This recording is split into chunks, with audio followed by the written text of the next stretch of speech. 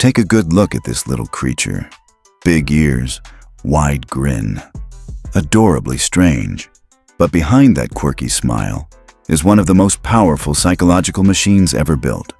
This isn't just a toy, it's a billion-dollar brain hack. Labubu, the flagship character of artist Cussing Lung's The Monsters series, has become a global obsession and the crown jewel of Chinese toy giant Pop Mart. In 2024 alone, the Monsters IP generated over $430 million in revenue, more than 23% of the company's total sales. By the first half of 2025, that number had jumped to nearly $670 million, over a third of Pop Mart's entire business. This wasn't an accident, it was by design. Pop Mart didn't just sell a toy, they built an addiction engine, a perfectly calibrated system of scarcity, psychological triggers, and community pressure designed to keep you buying again and again. And it worked. But how exactly did a smiling little monster conquer wallets around the world? To find out, we have to open the first box, literally, and step into Pop Mart's casino. Pop Mart's secret weapon is deceptively simple. The blind box. When you buy a Labubu, you don't choose which one you get. You buy a sealed box from a series, 12, sometimes more designs, and you only discover which one you've got when you open it. This turns a purchase into a gamble. Psychologists call it variable reward scheduling, the exact same mechanism that powers slot machines, lottery tickets, and even your social media feed. Each box carries the rush of uncertainty. Will you get the one you want, a frustrating duplicate, or a secret figure with odds as low as 1 in 72? That rare pull feels like hitting a mini jackpot, triggering a dopamine surge that's almost impossible to resist. And just like in a casino, you tell yourself it's just one more spin, one more box, one more chance. But the odds are stacked in Pop Mart's favor, because every time you come up empty, you've already committed to trying again. This isn't collecting, it's engineered compulsion. And once they had you hooked on the gamble, Pop Mart unleashed its next psychological weapon: manufactured hype. Once Pop Mart had mastered the gambling mechanic, they added a second layer: scarcity. But this isn't natural scarcity, it's manufactured. Each new Labubu series is released in limited seasonal drops, just like Supreme or Yeezy sneakers. Once they sell out, they're gone. Or at least, that's what you're made to believe. This triggers one of the most powerful forces in consumer psychology: FOMO, the fear of missing out. When we think something is rare, we value it more, and we act fast. Then came the moment that transformed Labubu from a niche collectible into a global phenomenon: celebrity influence.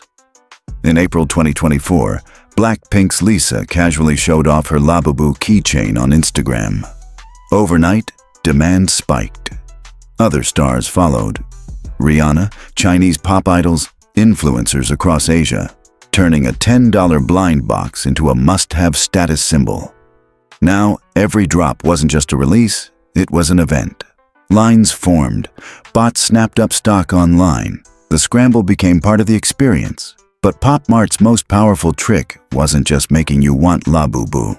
It was making you feel like you had to complete the set. Pop Mart knew that selling one figure wasn't enough. To maximize profits, they had to keep you coming back.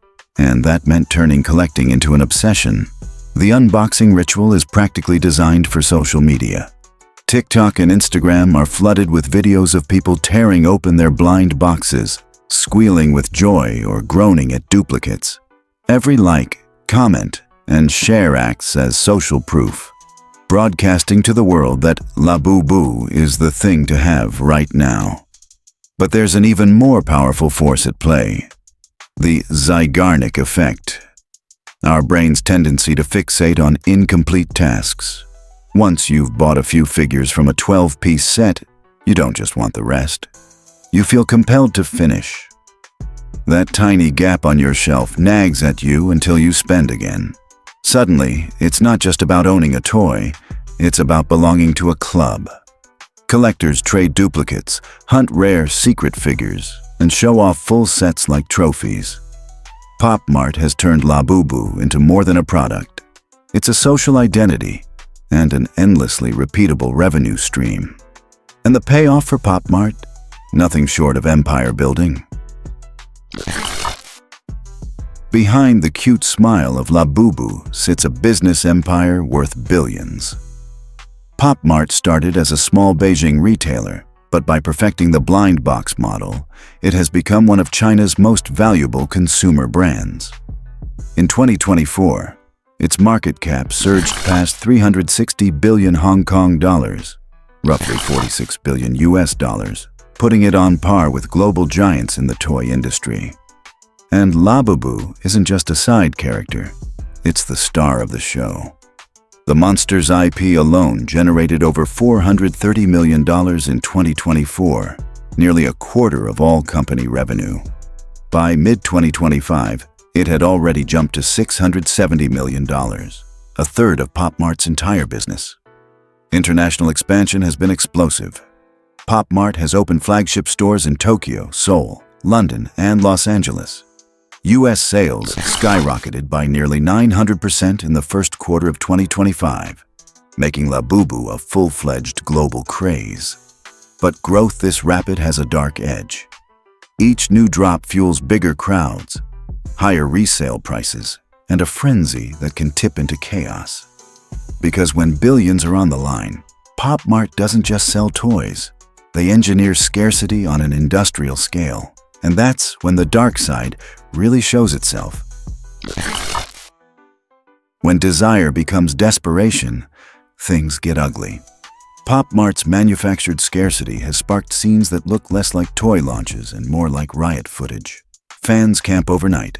Fights break out in stores. In the UK, Pop Mart even had to suspend in-person sales after crowd control became a safety hazard. Then there's the secondary market. Scalpers deploy bots to snatch up entire drops in seconds, flipping $10 toys for hundreds, sometimes thousands, of dollars. A rare secret Labubu can fetch wild prices on resale sites, while a life-sized version sold at auction in Beijing for over $170,000. This frenzy has fueled a counterfeit industry, flooding online marketplaces with fake figures, many containing unsafe materials that fail basic chemical safety tests. But the most dangerous impact is invisible. Collectors describe the compulsion as an addiction. Some spend thousands chasing full sets, sinking into debt or guilt just to keep up. What started as a fun distraction becomes a source of stress, even shame. And Pop Mart isn't slowing down. Every drop keeps the cycle going, because the true product isn't Labubu. It's your attention, your money, and your mind. Labubu isn't just a toy. It's a blueprint. Pop Mart has proven that with the right mix of gambling mechanics, manufactured scarcity, and social pressure, you can turn a $10 figure into a global obsession. And they're not alone. The same tactics power sneaker drops, luxury collabs, NFT launches, even video game loot boxes. This is the new economy of engineered desire, where corporations don't just sell products, they sell the thrill of chasing them. They hack your brain's reward system, keep you spinning the wheel, and convince you that missing out is a kind of social failure. And the more it works, the more extreme it gets. More drops, more scarcity, more ways to keep you hooked.